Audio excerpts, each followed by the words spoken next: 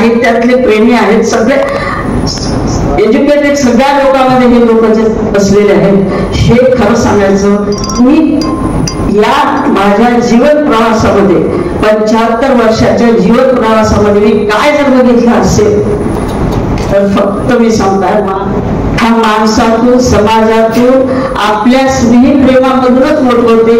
म्हणून आज जे मी चव्हाण साहेबांवर असो कुसुमताई म्हणा किंवा माझ्या वडिलांचा जो माझ्या वडिलांची पार करून मला शिक्षण दिलं होतं ते माझ्या वडिलांचं असो की अजून सगळ्या मित्र मैत्रिणी सगळ्या आमच्या निमकरबाई असो की आमच्या महात्मा असो यांचे आमच्याशी संबंध नाते आहेत. म्हणून आम्ही समाजातून तुमच्यासारख्या सगळ्या श्रेष्ठ लोकांतून साहित्यकारातून मी आज ह्या स्टेपला आले. म्हणजे मी सांगता आज माणूस तुमच्यातूनच मी मोठी झाले, जन्मतः मोठी नाही. मी एका खेड्यातल्या खेडमधल्यापेक्षा मुख्य आमचा तालुका आहे तसं मला स्वाभिमान आहे आणि त्या तालुक्यातली मुलगी आहे. मी माझ्या मनोगतामध्ये मी पुस्तक लिहित ते मनोगत मी लिहिलेलं आहे. ते मी मला मनोगत व्यक्त करण्याकरता खरं सांगायचं मला एवढं मी बोलत होते पण मला बोलायला शब्द सुचत नव्हते. म्हणून मी माझं मनोगत बदकमा हे पुस्तक लिहित असते. हे पुस्तक मी आपल्या हातात येत असते असताना मला खूप आनंद होत आहे.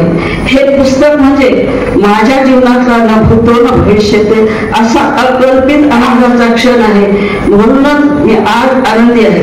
प्रत्येक व्यक्तीच्या जीवनात काही क्षण आनंदाचे तर काही क्षण दुःखाचे येत असतात. याला जीवन प्रवास असे म्हणतात. मला माझ्या जीवनाच्या प्रवासात लिखाणाची फार आवड आहे. कारण माझा स्वभाव लहानपणापासून असा होता की एखादा व्यक्ती त्याचे वाक्य न प्रसंगासह त्यांचे चांगले गुण मला कायम दिसतात. त्यामुळेच मूळ स्वरूप मला शोधण्याची सवय आहे. म्हणूनच मी तानाबाई ही स्त्री जी माझ्या सासऱ्याची होती त्यांना एकच वेळेस बघितले. त्यांच्या भेटीत त्यांनी मला काही माहिती सांगितली. त्या स्त्रीचे जीवन अगदी कष्टाचे. तिच्या जीवनात तिला कसा त्रास झाला असेल याची कल्पना पण कोणीही केली नसेल. आणि ह्या अडाणी वयाच्या कर्तृत्वाची कल्पना जर कोणी केली असेल तर ती मी केली. तसेच वस्वलिंगाबाई आज त्यांचे पुत्र डॉक्टर साहेब आलेले आहेत. ते हुतात्म्याचे चिरंजीव आहेत. त्यांचे वडील हे हुतात्मा झालेले आहेत. त्या बसवलिंगाबाई नेत्याचं कुठे खरं सांगायचं म्हणजे हुतात्म्याचं स्मारक होते. पण बाईचं तिला काय वेदना झाल्या, तिला काय त्रास झाला, तिनं तिचं जीवन कशा पद्धतीने व्यतीत केले याची कोणालाच कल्पना नसते. पण मी बसवलिंगाबाईच्या वेदना वयाच्या 16व्या वर्षी वैद्य आलेल्या काय होतं त्याचं आयुष्य काय होतं त्यांनी कसं मुलाला घडवलं याचा मुली सौका बसवलिंगाबाईची मी एक कथा त्याच्यात लिहिलेली आहे. प्रेरणाच होते माझे बाबा. खरंच प्रेरणा होते. माझे बाबा मला लिहिली. माझ्यात कोणता गुण बघितला होता मला माहिती नाही. पण वयाच्या 9-10 वर्षापासून ते मला सारखे प्रेरित करत होते. मला सांगत होते सिंधू बेटा तू लिखाण कर, सिंधू बेटा तू लिखाण कर. माझ्या बाबाचे 4 वाक्य मी तुमच्या समोर सांगते की सिंधू तू एक काम कर, काही वाचावं. त्याचं एक वाक्य होतं मी काही वाचत मला पुस्तकं त्यांनी आणून देत होते.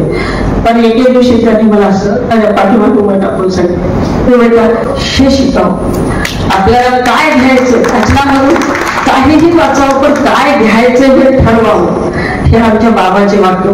ते बाबाचा अर्थ त्याच्यामध्ये मी सांगताय मला पुस्तकाचं नावच भक्कम ठेवायचं. माझ्या मुलाला माझी सारिका म्हणली की ते पुस्तकाला भक्कम हा वेगळं नाव का द्यायचं, त्याच्यामध्ये काय वेगळं आहे. मी एकच प्रश्न मांडला, प्रश्न बोलले की मला ह्याच्याबद्दल काहीतरी वेगळंच अट्रॅक्शन वाटते. काय आहे काय नाही मला माहिती. आणि कोणता तर प्रवास काहीतरी लिहिलं मी म्हणलं नाही. मग तिनं काय केली युट्यूबवर बघितलं भक्कम या शब्दाचा फेस्टिवल ऑफ लाईफ म्हणजे जीवन. आणि मी खरंच माझं जीवन उत्सव म्हणून जगले. दिले त्या उत्सवाला आज तुम्ही सगळ्यांनी प्रतिसाद दिला. सगळे मोठमोठे प्रतिसाद असेल भुशीकर साहेब असा सगळे मोठी विभूती ज्येष्ठ आमचे सगळे नातेवाईक स्नेही आमचे सगळे आले त्याबद्दल सर्वांचे आभार मानते. आणि माझं पुस्तक आपण वाचावं, मी कोणाला विरोधत नाही, आवडलं तर वाचावं. तर मी सांगता एवढे बोलून माझ्या गोष्टीबद्दल सॉरी म्हणते आणि सगळ्यांचे पुन्हा एकदा आभार मानून माझे शब्द संपले. धन्यवाद.